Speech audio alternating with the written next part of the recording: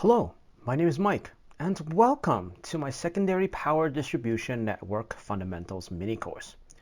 If you're interested in more of these type of contents, please don't forget to like this video and subscribe to our channel. Please note that this is the part 1 video in which I'm going to talk about some fundamental knowledge of secondary power distribution network. The playlist of this course can be found in the YouTube description below. Now, around the beginning of the 1900s, the first low voltage AC network system was actually established in Memphis, Tennessee. The network transformers were fed by primary feeders through distribution cutouts and connected to a solid grid of fuses protected low voltage cables in these network system. And in 1921, a modified system was installed in Seattle, Washington, which included network protectors that were designed to trip automatically in the event of a reverse power fault. New York City also installed the first AC network system in 1922 with network protectors that were automatically tripped and closed by relays. Now, in most large North American cities, fully submersible power distribution at utilization voltage levels is provided by one of two topologies, which is grid or spot network system. And both are relatively unique and sophisticated designs that work in a different way than other distribution systems. And they both face inherent security challenges. And in this mini course, I am going to talk about both of these systems in terms of design practices as well as the faults that you will see occurred in these systems and how can you detect it in a system standpoint. So this course is particularly designed for distribution engineers and planners who specifically will design and manage secondary power distribution network projects. Now, if you are not currently working in secondary power distribution network projects and you are within the utility industry designing, let's say, distribution or substations, I would also recommend you to look into this mini course as well, just because that a lot of large metropolitan and a lot of huge cities actually utilize these kind of secondary power distribution network concepts within particularly their downtown area, because it is crucial to have very, very massive reliability in these areas due to the crucialness of the infrastructure there. So if you're interested in working in large cities, particularly in the areas where secondary network systems are being used, you should pay attention to this course. Please note, however, that this course is not a beginner's course, and I highly recommend you to take my Distribution Power Engineering Fundamentals course, as this video series is somewhat a continuation of the materials that I went over in one of the lecture videos within that course. Note that the Distribution Power Engineering Fundamentals course will provide you not only the prerequisite knowledge that you need to understand what I'm talking about in this course better, but also provide you with essential industry knowledge that will no doubt help you propel your career to the next level. Also, upon completion of the courses, you will get a certificate of completion, which you can show to your current or potential employer that you have mastered these fundamental concepts. I've left the link to my course in the video description below, so be sure to check it out. So let us start off with the course with grid networks. Well, initially, at the onset of the creation of the network system, the grid is really composed of three-phase four-wire system that ran at actually 208 120 volt nominally. And the configuration and fundamental operation of what we called, even in today, the 208 120 volt network grid systems is actually remarkably pretty similar to the initial system that has been developed in the early 1900s. Now, many utilities adopted higher utilization voltages, such as 480 277 or 600 346. Now, in particular, 600 346 is primarily used in Canada. And these voltage levels are developed and being utilized as load densities increase due to higher lighting levels, larger buildings, and increased use of air conditioning. and the use of these offered significant reductions in wiring cost and distribution losses. Operating techniques and overcurrent protection practices evolved from experience with the original 208 120 volt networks, but the core operating principles of even these 480 or 600 remain pretty much the same. So a typical network system, as I mentioned in my power distribution fundamentals course, consists of the following components, which is a distribution substation and primary feeders with a voltage range of around 15 to 44 kilovolts. Secondly, a low voltage network grid with 3 phases and an interconnected system of wires that operate at 208, 480, or 600, and taps from this interconnected grid supply loads throughout the system, as well as the third crucial part is a collection of network units, each of which includes a network transformer and a network protector, as well as a primary switch. Now, several dedicated primary feeders typically serve the whole network load area. Multiple transformer and bus configurations are typically used in substations that supply these feeders to ensure enough redundancy in the event of a failure. Each primary feeder typically serves a group of network units located throughout the service region, and multiple network transformers are installed in vault structures that can be built within a building or on the public right of way in each cluster or grid. The network protector's job is to enable power to go towards the load, but not the other way around. As a result, they're designed to close and stay closed as long as electricity flows towards the secondary network, but to open automatically if power flows in the opposite way. They're designed to provide supply continuity to the loads under normal conditions, including overload or fault situations on the secondary network, while isolating the secondary feeder from the primary feeder in the event of upstream problems. The success of secondary networks was originally predicated on the system being constructed with enough short circuit capacity to burn clear a solidly damaged connection. Now, under specific conditions, or specific correct conditions, faults would actually burn clear on systems operating at 208 120, according to experience of many utility companies. At higher voltages, however, this isn't always the case because power arcs can self-sustain at higher voltage levels. And as a result, the fault current tends to remain until an overcurrent device interrupts the circuit or the power arc consumes the arcing material itself. Even if the fault burns out, the risk of subsequent problems on the damaged wires does not go away. Due to the thermal duty associated with continuous arcing, the cable may be severely damaged locally, and as a result, it may only be a matter of time before the defect resurfaces, for example, due to poor weather conditions such as rain or melting snow, which can cause ducts and manholes to flood. Thus, even if a fault burns clear, an arc may only be temporarily extinguished. Fault currents of the magnitude and duration required to burn a fault clear may cause the copper temperature to rise to the point where the cable insulation is severely destroyed. A cable limiter's job is to clear and disconnect cable portions before they reach the point of damage. Limiters can be installed on both ends of a cable and at network intersections. They are rated by cable size and constructed with time current characteristics that coordinate with cable insulation damage characteristics. Cable limiters are designed to keep a network running smoothly by not clearing on the situations as shown in front of you right now, which is when faults that will clear without causing damage to the cable insulation. Second being temporary overloads produced by primary faults or load transfer generated by motor startup. Third condition being due to primary feeder faults, reverse current flows via the network protector. And lastly, other secondary cable faults.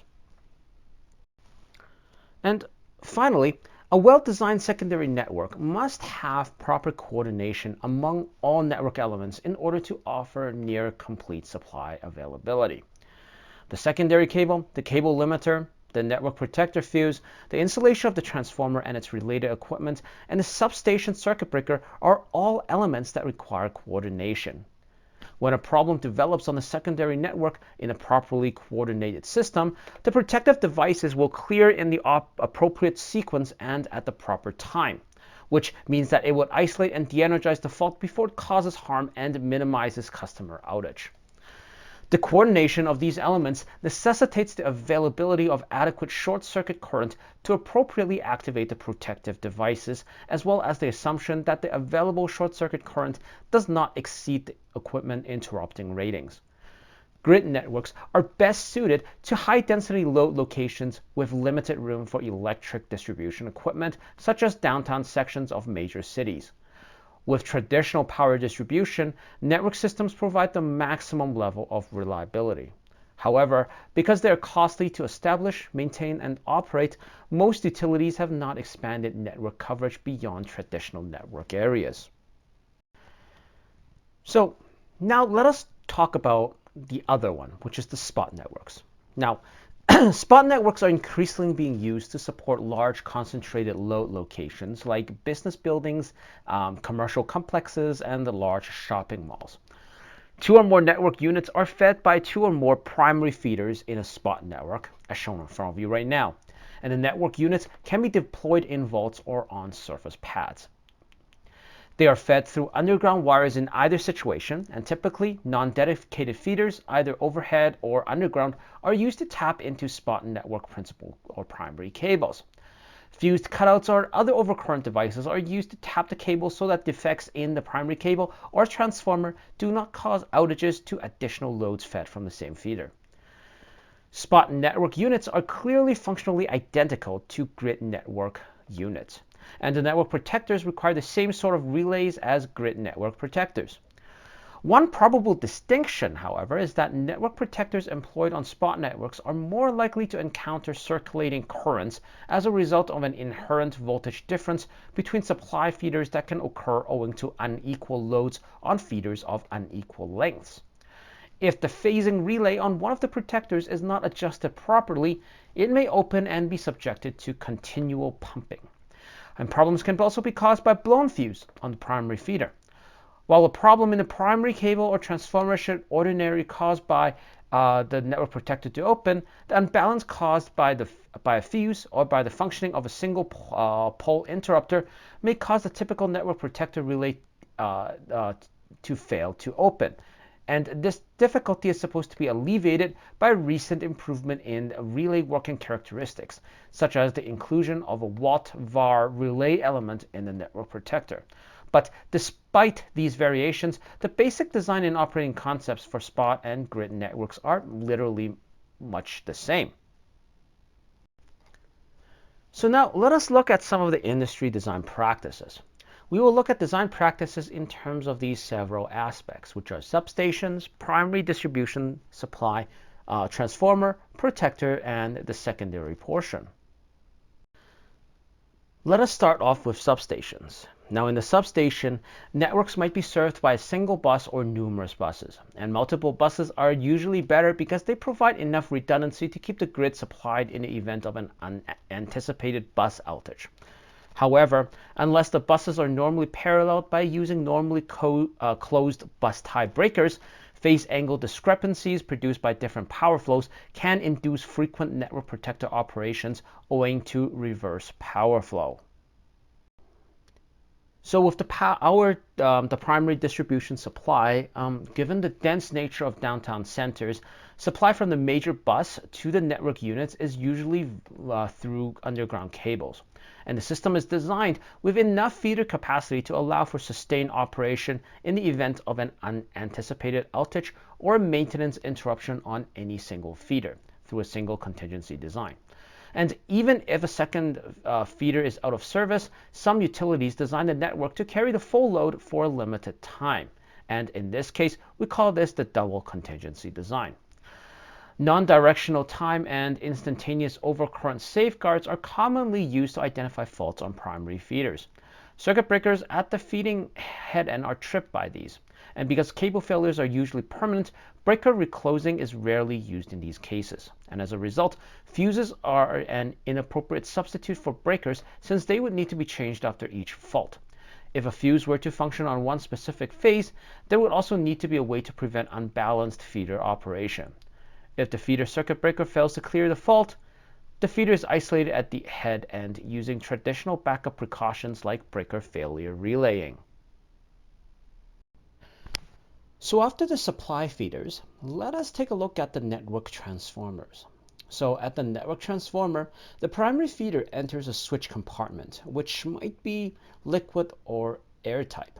While the liquid kind have traditionally been used in utility application, dry types are actually preferred in spot networks servicing commercial buildings because of their greater fire retarding rating. Now, when doing maintenance on the primary feeder, the ground position is used to terminate the incoming feeder cable, and the liquid type transformers normally include a specific 3-position liquid-filled primary switch, which has the position of open, closed, and ground. Now, dry type, on the other hand, typically includes a 2-position air switch, which necessitates manually grounding the feeder for repair. When the network protector is closed or the primary feeder is energized, the switch is normally interlocked to prevent unintended operation. Dry type switches frequently have low break ratings, therefore interlocking may not be required. Primary overcurrent protection in the form of a power fuse is occasionally supplied for each network transformer. And this is done because primary feeders typically supply multiple transformers in parallel, requiring the feeder breaker overcurrent protection to be increased. The fuses are sized to match the transformer through-fault thermal limit curve, as described by the ANSI standard number 141. Although they're not designed to safeguard against transformer overloads, however. If fuses are employed, care must be taken to avoid single-phasing or imbalanced operation if only one phase is used. According to literatures from these network transformer manufacturers, if fuses are employed, the network protector relays must be capable of tripping under Watt-var circumstances, which modern solid-state relays have, but older electromechanical relays unfortunately do not. On the secondary or network side, the transformer tank has a neck through which the network protector is connected. To reduce the length of the connecting buswork where a fault could occur, the protector is usually placed directly onto the transformer housing.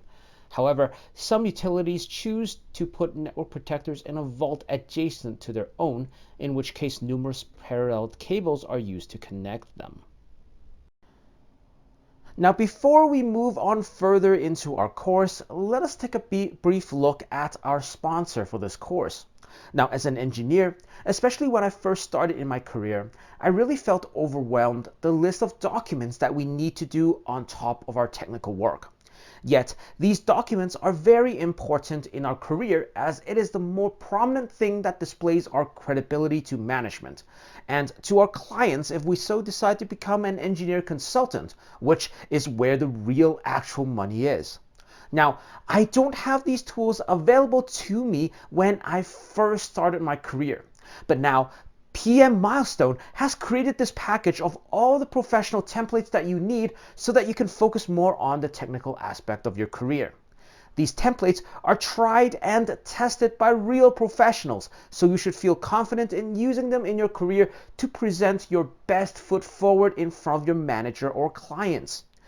These templates are also updated periodically, and I think their last update is just 2021, so they're not going to be out of date or context to the present times, as these people are serious in getting the most professional product to meet your needs.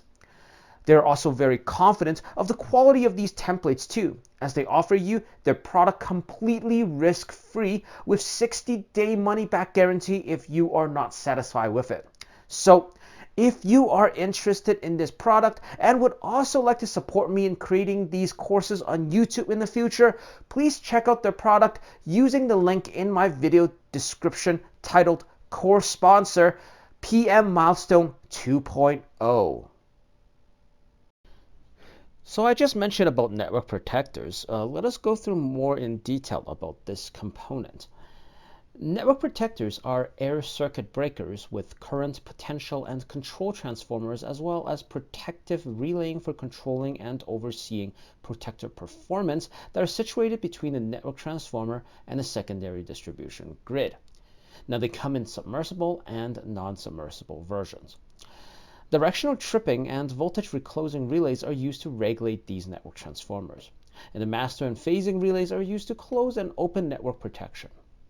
When the protector is open and the voltage of the associated transformer is somewhat higher and virtually in phase with the corresponding network voltage, the master relay closes its connection when the positive sequence power is into the network. The relay contacts close when the voltage difference vector between the transformer and the secondary network falls in the near area. The protection remains open if the vector remains in the travel region. A phasing relay modifies the voltage closing function such that the protector does not close if the transformer voltage lags the network voltage. This assures that the protector only closes if power is flowing toward the network, and that it does not open quickly if power is flowing in the opposite direction. The phasing relay has its own trip and closure regions, which are overlaid on the master relays. The master relay close contact is connected to the phasing relay contact via a wire, and even if the master relay indicates closed, the protector stays open if the phasing relay is open. This eliminates the problem of the protector opening and closing incessantly, and when the transformer voltage is higher than the network voltage but the phase angle is off, this circumstance can occur. The master relay's Watt relay characteristic is designed to detect very small amounts of reverse current flow. So when the protector is closed, the tripping contacts close and a current greater than the relay's minimum setting travels through the protector from the network to the transformer. In other words, if the positive sequence flow is out of the network, the trip contact will close on balanced fault conditions. On reverse current, the relay trips instantly, but the entire clearing time is determined by the breaker's mechanical running duration. Network protectors are frequently programmed to trip when the accompanying transformer's reverse magnetizing or exciting current flows, such as when the primary feeder breaker is activated. This eliminates the need to go to all protectors associated with a feeder to de-energize the feeder for repairs by allowing you to check protector operation. When the backfeed current surpasses around 0.2% of the protector rating, network protectors with conventional sensitivity will generally open. For example, for a 500 kVA 125/216 transformer, this would happen around above 1200 to 1500 watts, which is around the transformer's no load loss. Induction discs are used in traditional master and phasing relays. Temperature variations are not taken into account. They're usually bulky and delicate, and they're not meant to be submerged in water. Mechanical relays require overhaul and recalibration as part of their maintenance plans. The master and phasing relays have a solid track record when properly maintained. While current network protector designs are capable of closing and latching into a fault, the basic protector type, or the CM22 type design, lacks this feature. Although a modified version of this design does have it, and it's used by Con Ed, or the utility company in New York. Because network protectors close onto an electrified grid the majority of the time, this flaw has not resulted in a serious event. However, a catastrophic failure can occur if such network protectors are employed unintentionally to activate a faulty area of the grid. So for example, in a spot network after an outage. The network protector relaying ensures that when conditions are such that electricity will flow from the transformer to the secondary network, the protector closes and remains closed, and opens when power flows in the other direction. While the relaying hasn't evolved much since the introduction of secondary networks, tremendous progress has been made in hardware architecture of these protectors. The earliest electromechanical designs that rely on induction disk have been superseded by solid-state units, and then by microprocessor-based system later on.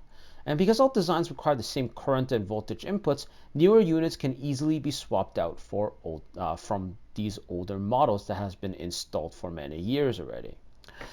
Solid-state network protector relays were developed around, very, very long ago, like around mid-1970s, to reduce the amount of electromechanical relay failures caused by water intrusion. And they were created to work underwater and have a lower lifetime cost than electromechanical relays. Solid-state relays can also be used to monitor transformer loading and the status of network protectors. They're said to have greater reliability and life duration due to the employment of accurate, high-reliability military-grade components. Vibration, salt spray, fungus, and shock resistance are all met by solid-state relays. Solid-state relays should not require recalibration, lowering maintenance expenses associated with routine calibration and repairs. And temperature compensation is possible with solid-state relays, and they can handle a wider variety of input voltages. Modern microprocessor-based systems have the advantages of requiring less maintenance, being more resistant to wear-related miscalibration, being more reliable, and perhaps having more control over tripping and closing characteristics. Microprocessors also allow for the integration of extra operational function, such as remote monitoring of equipment status and power quality, as well as enhanced communications and control capabilities. Network protector relaying in general provides at least two automatic close functions and up to 4 automatic trip functions, as what you see in front of you right now. So the first one is the dead network closing function. So this happens when there is no network voltage and the transformer side voltage is greater than about 80% of rated voltage. In this case, the network protector would close. The second function is the normal close function, which allows the closing of network protector if the terminal voltage levels are such that the net 3-phase power will flow into the network after it is closed. The third function is the sensitive trip function, and this is a watt characteristic that causes the network protector to trip when there is a reverse current coupled with transformer magnetizing current in the absence of primary fault. In the case that the primary fault fails, primary supply fails, the goal is to separate the network from the primary feeder, either due to opening of the substation breaker or the transformer primary disconnect. Then the fourth function is the immediate trip function, and this helps initiate an instantaneous trip for current values ranging from 50 to 200% of the network protector current transformer rating under a net reverse power flow scenario. The fifth function is a time delay trip function, and this allows for an adjustable time delay before starting a trip operation for low reverse power flows, presumably to support transient regenerative loads, for example, motor braking, especially during light load periods. And lastly, it should support the watt-var trip function, which allows network protectors to be tripped in the event of unbalanced primary voltages, such as those caused by fuse operations or line-to-ground primary faults on delta-Y transformer systems where the substation relaying is insensitive to such ground faults. So now let's talk about fuses that are used in network protector. Special load side fuses are installed either internally or externally to the network protector housing on all network protectors. They've been chosen such that their temporal current characteristic lines up with the network transformer's thermal damage curve. It is recommended that the lowest permitted crossover point between the two curves be 3 times the rated current. The maximum crossover point is also limited to 7 times the rated current. The fuses are designed to allow normal load current while also providing backup protection in the event that the reverse fault current protector fails to open due to faults internal to the protector or near transformer low voltage terminals. Their average melting curve is designed to be slower than the network protector relaying response time, as well as slow enough to function with downstream limiters and customer fuses. Because protector relaying does not respond to forward faults, the protector fuses may operate for faults occurring between the network protector and the low voltage collection bus. Now there are 4 different types of fuses designed specifically for use in network protectors, and they're shown in front of you right now, which are the copper link with or without covers, which these ones have a sharp time current characteristic that might be difficult to match with downstream limiters. And one thing I want to talk about copper link is that the copper link fuses with cover are commonly used on low voltage systems, so the 208Y120V, but not in higher voltages. The disparity of these use appears to be due to the fact that fuse operations can release a significant amount of metal vapor, which can interfere with satisfactory interruption in the presence of a greater recovery voltage if it remains confined, so for example within the cover. So the second type of fuse is the low loss, and these fuses have a time current characteristic compared to copper link fuses, but they allow for larger network protector loading in emergency situations. The third type is the alloy type. So at larger currents, alloys have a substantially longer time delay, giving them more time to burn secondary faults clean and better coordination with downstream limiters. The metallized vapor produced by these alloy fuses is less conductive than that produced by copper link fuses, and as a result, the fuse's functioning is less likely to compromise the dielectric integrity of insulating elements. However, they do have a low melting point, which can result in annoying fuse blowing at high ambient temperatures. And lastly, the current limiting fuses, which uses silver sand, are commonly employed in the 480 and 600 volt volt applications. They feature a sharp time current characteristic and are temperature sensitive. They have some drawbacks though. So for one, they're not physically interchangeable with other fuse types. Second drawback is that they're not waterproof, so submersible applications require separate waterproof enclosure. And lastly, they can be damaged without completely melting even at low current levels, which causing them to have a possibility to misfire. A certain quantity of metal vapor is liberated and disseminated across insulating elements whenever arcing occurs in open air within the network protector housing, whether due to operation of the air breaker or due to fuse blowing, excluding the last type of fuse, which is the current limiting using silver sand. Fuses, on the other hand, however, appear to release more vapor than breaker operation, and the dielectric strength of insulating barriers is reduced over time as a result of this accumulation. If care is not taken to clean the network protector internally, particularly following fuse operations, this may eventually result in a breakdown. And according to various research findings from various utility companies, they have found out that network protector faults are uncommon, implying that current maintenance techniques that's being used by the utility companies in North America in general are quite appropriate for these applications. So now let us talk about the last part, which is what comes after the protector, and that is the secondary network itself. Now, the load circuits or secondary mains from which client services are directly tapped from is what make up the secondary network. Because of the highly developed characteristics of urban centers, it follows the geographical layout of the load area, which is compelled to be positioned beneath streets and alleyways. Secondary networks is usually made up of single conductor cables because connections for service taps or repairs are easier and less expensive to make on single conductor cables than on multi-conductor cables. Service connections are made in manholes, vaults, or junction boxes, and cables are conveyed in duct systems. The matching phase conductors are joined together at the intersections of the secondary mains, giving the network a grid-like topology.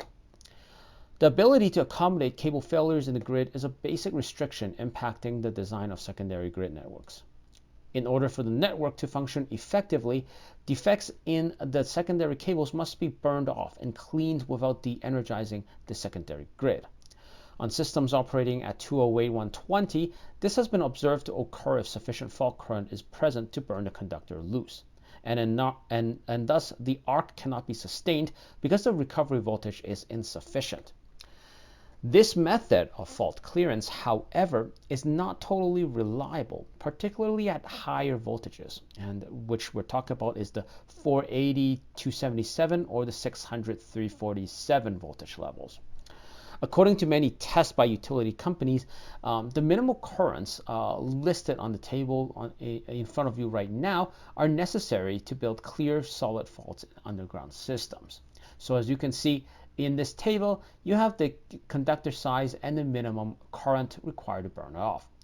The largest conductor that can be expected to burn clear continuously is a 500 MCM conductor, while larger conductors either necessitates a large minimum fault current, which are difficult to achieve in network mains unless the transformer capacity is full, or that it needs to emit a considerable amount of metallic vapor, preventing the arc from developing sufficient dielectric strength to self-extinguish. So that is why usually 500 MCM will be probably the largest cable that it would support. And because of this, the use of smaller conductors connected in parallel is what utilities or many utilities uses in order to remove fault. A smaller conductor will burn out faster than a bigger conductor due to the available current. And a fault also opens the defective branch while the parallel branches remain operational to maintain maximal current at the fault site in the parallel configuration. There may be places in secondary networks where the fault capacity is insufficient to assure that faults burn clear, such as near the network's edges. Prolonged arcing can occur if a fault develops at such sites, causing serious damage to wire insulation. And even if it self-clears, as it sometimes does, it's only a matter of fact before it would happen again, potentially under more difficult operating conditions, for example, at elevated ambient temperatures or due to rain or snow causing flooding. Thus, cable limiters were created specifically for this reason. These cable limiters are rated according to cable size and are designed to minimize cable damage due to sustained secondary fault. They can be put at a junction point in the secondary mains. Some network operators prefer to install limiters regardless of fault current levels, claiming that preventing cable damage justifies the installation. As mentioned in the beginning of this course, I highly recommend you to take my Distribution Power Engineering Fundamentals course because this particular mini course stems from a continuation of one of the sections that I have within this fundamentals course, which is the secondary network section. And in there, I actually covered the most basic knowledge, the most fundamental knowledge that you need to understand more. And not only that, this course will provide you not only the prerequisite knowledge that you need to understand what I'm talking about in this course better, but also provide you with essential industry knowledge that will no doubt help you propel your career to the next level. And also upon completion of the course, you will get a certificate of completion, which you can show to your current or potential employer that you have mastered these fundamental concepts. So I have left a link to my course in the video description below, so be sure to check it out. Also, this video is part of a playlist that contains all the videos for this secondary power distribution network fundamentals course.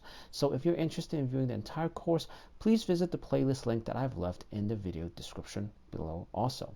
And if you like this content and you want me to post more industry related content that you may as well not find it anywhere else in YouTube, be sure to like and subscribe this channel as well as this video, so that would encourage me and motivate me to produce more video for you to consume and for you to gain knowledge.